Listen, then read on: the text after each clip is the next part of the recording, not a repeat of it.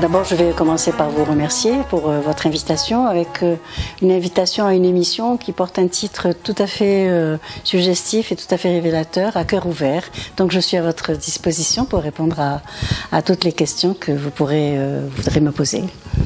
Eh bien, on va dire qu'une carrière se construit dès le plus jeune âge. Moi, j'ai toujours beaucoup aimé lire, j'ai toujours beaucoup aimé la littérature, etc. Donc ça s'est confirmé évidemment lorsque je suis arrivée à l'âge de faire des études. J'ai fait des études de lettres. Et puis après, j'ai eu une interruption de quelques années qui était due à la vie.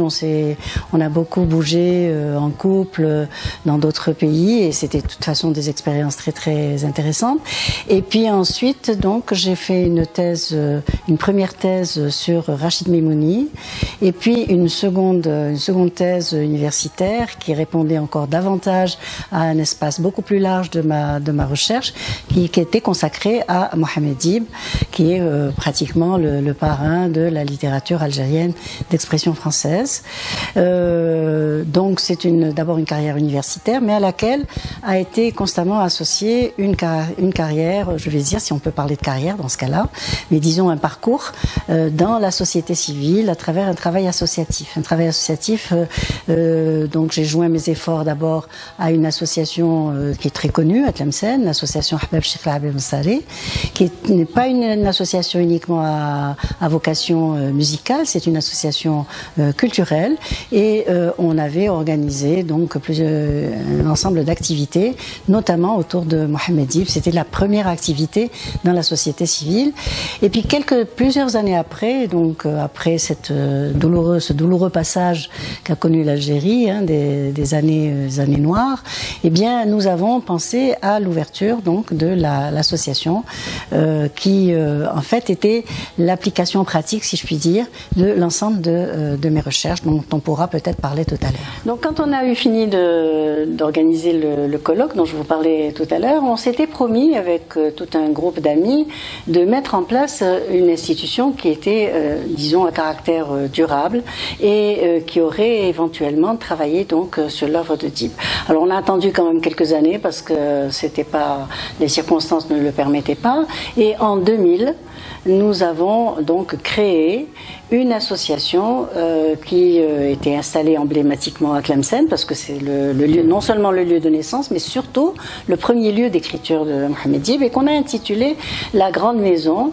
Alors, d'abord en écho au premier roman qui a vraiment fait de Dib tout de suite un très grand écrivain, et puis un peu aussi un clin d'œil à nos maisons traditionnelles qui sont en même temps très ouvertes. Vous savez que ça c'est un souvenir encore d'enfance, mais les maisons traditionnelles ne fermaient jamais la porte. Donc elles étaient ouvertes, mais elle n'était pas ouverte à qui voulait bien rentrer. Il y avait des codes pour pouvoir rentrer, donc en même temps ouverte et repliée sur elle-même, en même temps secrète. Donc il y avait cette double dimension dont je parlais aussi tout à l'heure, en disant que c'est en même temps une œuvre qui est profondément enracinée dans sa tradition et puis en même temps ouverte sur le monde. Donc on avait cette double dimension qu'on trouvait dans la symbolique. Alors le projet de l'association a été tout de suite très encouragé par Mohamed Dib. Il nous avait donné des conseils, etc.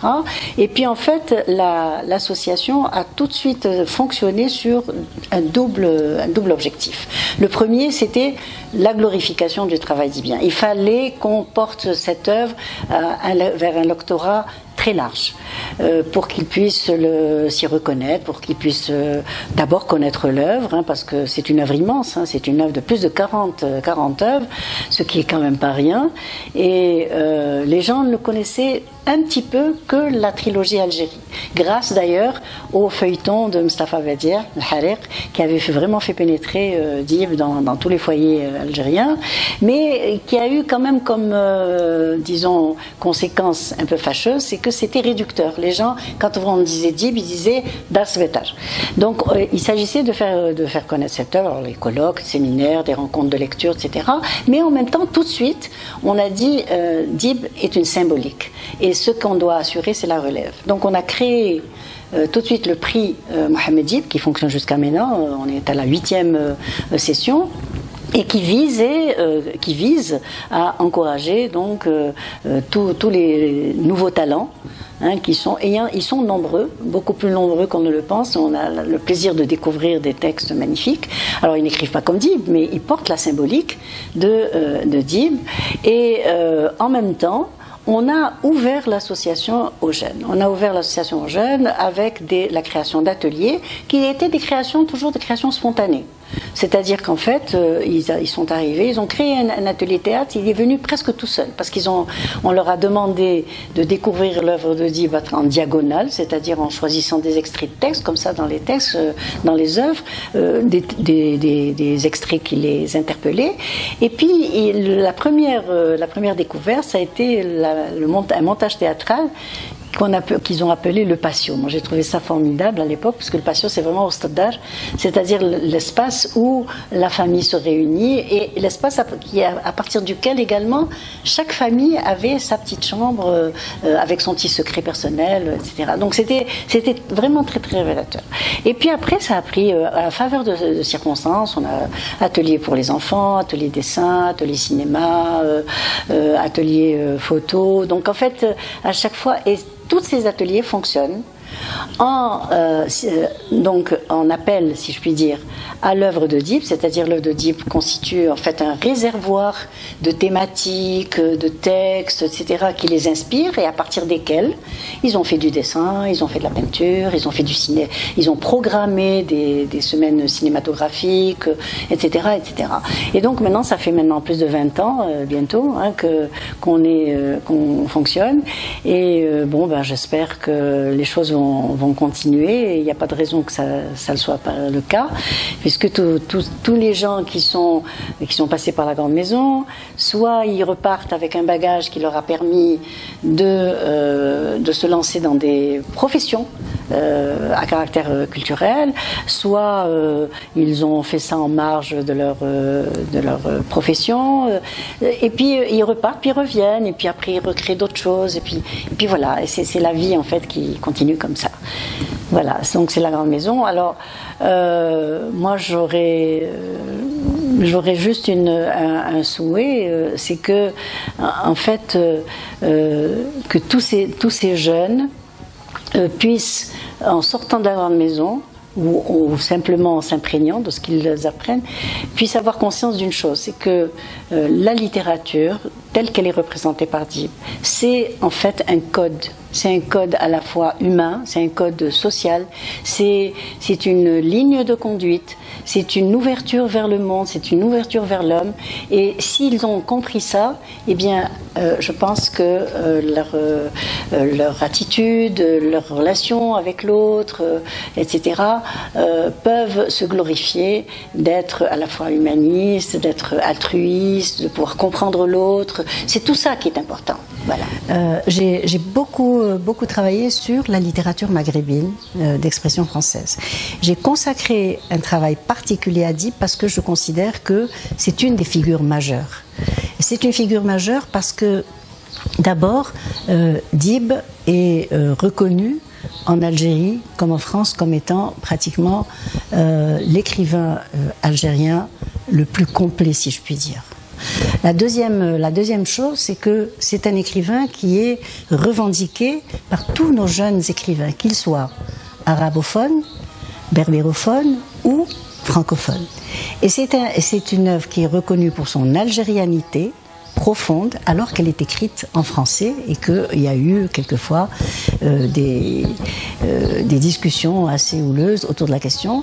Dib a écrit en français, et il a construit, si vous voulez, son français, c'est-à-dire qu'il a habité en fait la langue française de son algérianité, de sa profonde algérianité. Alors donc j'ai consacré plusieurs articles à cet écrivain, mais en même temps j'ai travaillé aussi sur Assia Djebar, j'ai travaillé sur Rachid Meimouni, j'ai fait aussi un travail sur Kateb Yassine.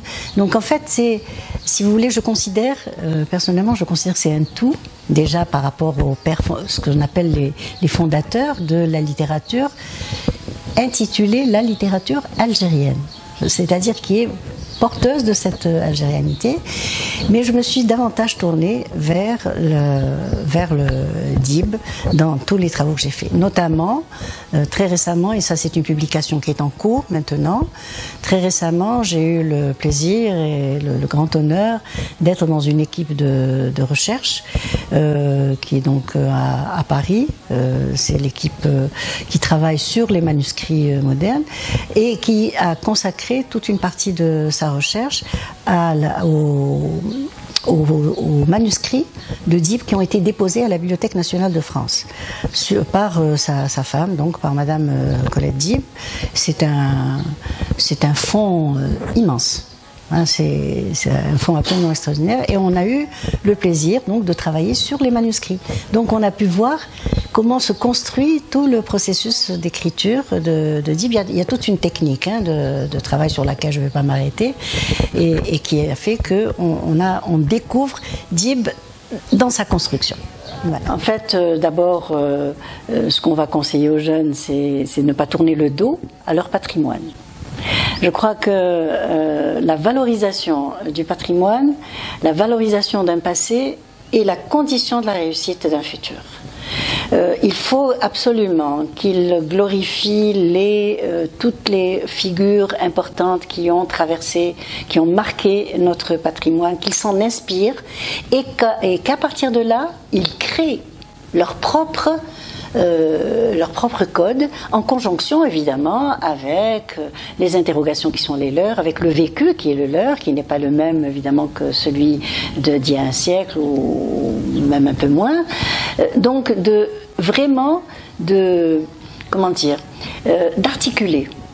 d'articuler tout ce qui leur vient d'un passé, qui est forcément un passé riche, parce que à partir du moment où ce passé a été marqué par des gens qui ont combattu pour leur culture, qui ont combattu pour leur savoir, qui ont combattu pour une avancée dans le monde et qui ont combattu pour une avancée dans le monde vers le futur, eh bien à partir du moment où ils font ça, je pense qu'ils ont le laisser-passer pour pouvoir avancer dans la vie eux aussi. Eh bien, ce livre donc, au commencement, le paysage, qui est sorti très récemment aux éditions Casbah, c'est l'aboutissement de tout un ensemble d'expériences, de rencontres que j'ai eues aussi bien avec l'auteur lui-même, avec Mohamed Dib, Allah yarhamou, qu'avec évidemment avec son œuvre. Et ce sont ces rencontres progressives qui ont fait que, en fait, il y a toute une réflexion que j'ai pu construire autour donc de cette œuvre. La première rencontre, celle dont j'ai parlé déjà en l'associant vraiment à un plan de carrière, à une vie intellectuelle, je vais dire, eh bien la première rencontre, ça a été ce colloque que l'on avait organisé au niveau de l'association Ahbab Cheikh Label Saleh, qui avait une dimension tout à fait exceptionnelle, parce qu'en fait c'était en même temps un colloque académique, parce que de toute façon travailler sur cette œuvre, ça ne pouvait pas se passer autrement, mais en même temps, associé à la dimension académique, il y avait toute cette dimension, si je puis dire, humaine et sociale, à travers des témoignages, à travers des interventions des gens qui étaient dans le public, etc., qui avaient connu Dib. Et donc, il y a quelque chose qui était venu à moi, c'est qu'il y avait une étroite relation, très étroite, entre l'œuvre et l'homme en tant qu'homme social, en tant que défenseur d'un certain nombre de pratiques, de valeurs, etc. Après, quelques mois après, j'ai eu le plaisir et l'honneur de rencontrer Mohamed Dib à Paris. C'était la première fois. Je travaillais sur son œuvre, mais je ne connaissais pas l'homme. Et c'est une rencontre qui était tout à fait particulière aussi, parce qu'il a beaucoup été question de Tlemcen. Il était très très très curieux de tout ce qui s'est passé. Il avait complètement le regard tourné vers l'Algérie. Et en même temps, j'avais en face de moi un homme très moderne, très tourné vers le monde en même temps. Donc il y avait ces deux dimensions, et je me suis dit, il y a quelque chose qui fait que l'œuvre, le processus d'écriture de cet homme s'inscrit dans cette double dimension. Quelques temps après, je résume très rapidement, parce que quelques temps après, j'ai eu le plaisir également de suivre un photographe d'art qui était à Tlemcen dans le cadre d'un projet initié par le CCF, à l'époque c'était les Centres culturels français, sur Tlemcen, et du nom de Philippe Bordas. Et Philippe Bordas était passé donc chez Mohamed Dib avant de venir à Tlemcen. Il l'avait sollicité pour accompagner ses photos d'un certain nombre de textes. Et Dib lui avait dit, moi-même j'ai fait de la photo quand j'étais tout jeune, et il lui a montré des photos de 1946 avec tous les lieux. Et d'une certaine manière, il a confié la mission à Philippe Bordas de retourner sur les lieux de l'écriture, de le révisiter, de les revoir avec un œil neuf, en fait, un regard neuf qui était celui de quelqu'un qui n'était pas du tout concerné. Donc moi, les amis du CCF m'avaient demandé de suivre Philippe, et j'ai eu, là aussi, j'ai redécouvert des lieux que je connaissais, puisque je suis native de Tlemcen, je connais bien la ville, mais je les redécouvrais à travers la dimension littéraire de Mohamed Dib et le regard du photographe. Et donc là aussi, je me suis dit, il y a quelque chose qui fait que cette œuvre, elle est profondément ancrée dans un socle socio-culturel qu'il a déterminé. Elle était complètement présente, mais présente de quelle manière? À la fois, ça donnait une œuvre qui était fortement traditionnelle, fortement traditionnaliste, fortement ancrée dans toute cette épaisseur socioculturelle, mais en même temps une œuvre qui était résolument moderne et résolument tournée vers le monde, donc tout à fait à visée universelle. Et là, je me suis dit, bon, il y a quelque chose qu'il faut travailler. Il faut voir comment, en fait, il ne s'agissait pas, pour moi, de dire que, bon, Dib était originaire de Tlemcen, etc. C'est très bien, mais ça c'est pas original, je vais dire. Hein, tous les auteurs vivent, enfin, sont nés dans un endroit. Mais ce qui était intéressant, c'était de voir comment Dib avait tout le processus d'écriture dans l'œuvre de Dib est né de valeurs fondamentales qui appartenaient au milieu, à son premier lieu d'écriture, mais ces valeurs fondamentales, en fait, la façon dont il les travaillait, il les orientait vers une dimension qui était une dimension universelle. C'est un humaniste, un grand humaniste, et ses écrits, si vous voulez, les lieux d'écriture, les premiers lieux d'écriture, ont été, d'une certaine manière, la grille à travers laquelle il a découvert le monde. Donc à partir de Tlemcen, il est allé vers le monde. Et ça, c'est l'objet. Donc le titre, c'est Au commencement donc, et le paysage. J'ai repris une phrase de Mohamed Dib dans le livre qui est né des photos de Philippe Bordas et des textes de Mohamed Dib, qui s'appelle Tlemcen ou les lieux de l'écriture, et dans lequel donc Dib commence par dire au commencement et le paysage. En fait, on est dans un paysage. Hein, mais après on le retravaille. Il dit, et après le travail continue. Enfin, je cite pas exactement, mais il dit on a conscience tout de suite, on est avec la conscience de notre paysage, mais en même temps on a la possibilité de retravailler ce paysage et de généraliser ce qui est particulier à une ville. Donc en fait, sur une partition tlemcénienne, il a joué la musique du monde. Et c'est l'objet, c'est tout l'objet du livre que je lui consacre, de cet essai que je lui consacre dans cet ouvrage.